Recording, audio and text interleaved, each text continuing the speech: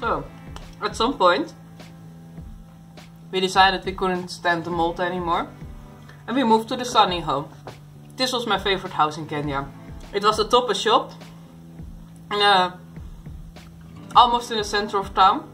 There was a big backyard. And there was a lot of sun and light. And after mold, everything is amazing. But I loved it. There was a kind of veranda thing where we could sit. I had a desk where I could quilt and work. And despite all the terrible stuff going on, I was quite happy there. That's also the house where the Magnificent Beast got born. So what not to love?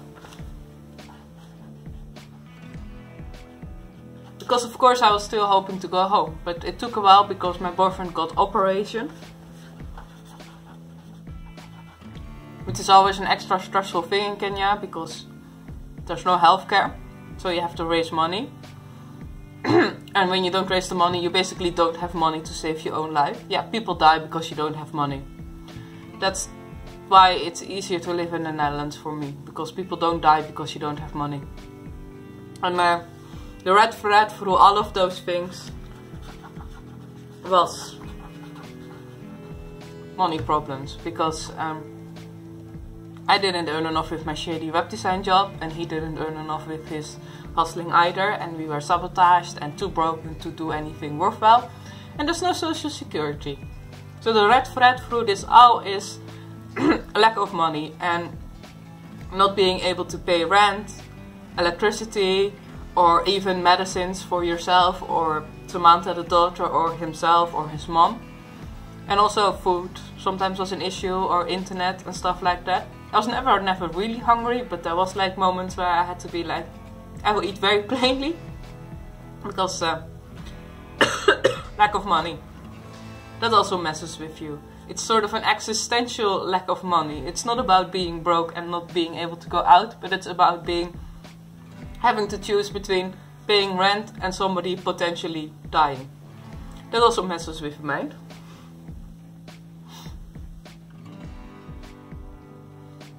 Good things that started here were I started taking quilting more seriously.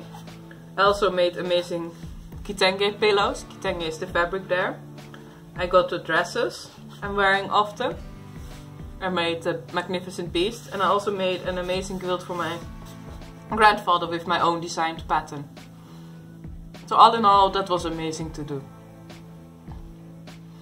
Also, I finally quit the shady web design job because it was my job to deal with the problems, but I didn't have the authority to solve the problems. So I basically was constantly having to deal with angry clients and angry boss, and at some point it even turned out employees, colleagues who were sabotaging me.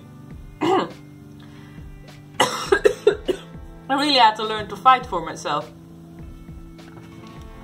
So, own company, RianneWebdesign. Because I was like, I'm already doing most of the work, which I was at that point. I'm already getting the clients. I'm getting the clients to get websites for me. I'm only dealing with the problems I'm not causing. So let me start my own company. And I at least will only be dealing with problems I caused myself. This went very well.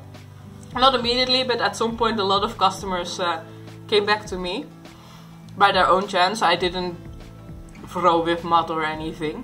It was just a better option. The worst thing that happened here was at some point my third ex went to do something for elections with one of his old friends, and then they got kidnapped. My boyfriend didn't because he was staying with the car at that point. But the group doing the election thing got kidnapped and one of them got killed. And then they blamed my boyfriend for doing it. At some point they were released by paying money. But it took like until I was back in the Netherlands for my boyfriend to get free. It took like a human rights lawyer and all that kind of stuff. I told you, there are like multiple action movies in like less than 3 year period. I think that took the last toll on our relationship. Not that I didn't support him, but I was tired of the craziness. In December 1st, I was supposed to fly home, which was a good thing, because after all of this, after all the craziness, the forgetting myself, the ignoring myself, the having a toxic relationship, the action movie craziness, and kidnappings, the extortion, the jail, corruption, not finding work, having a crazy employer, and also the illness of my boyfriend and of his kid, my daughter, for a while. I was having panic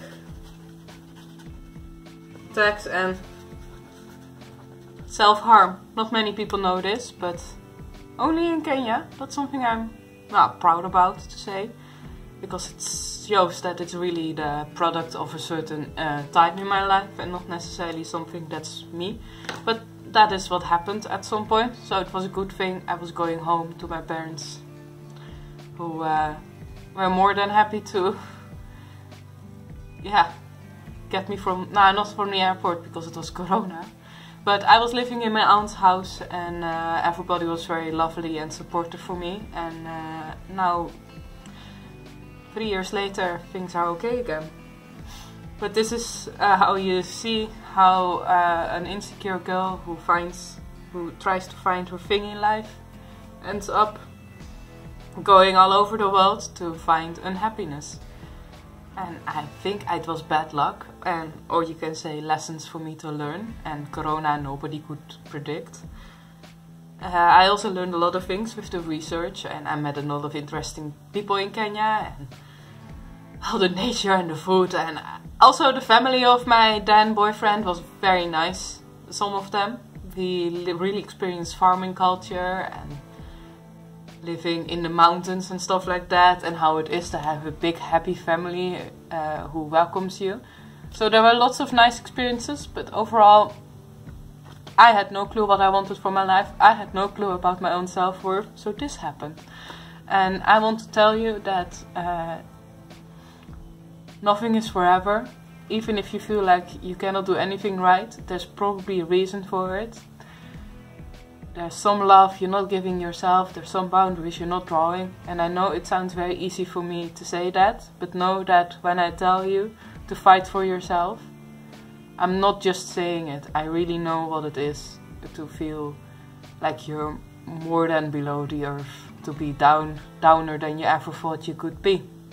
That's why I'm sharing the story with you, to give me the freedom so people at least know what happened to me. And when they say, oh, amazing, Kenya, that must have been a big adventure, and maybe I will have the freedom to say, yes it was, but it was mostly terrible, but I'm mostly fine now. That's what I wanted to share with you, and I hope it helped you to hear.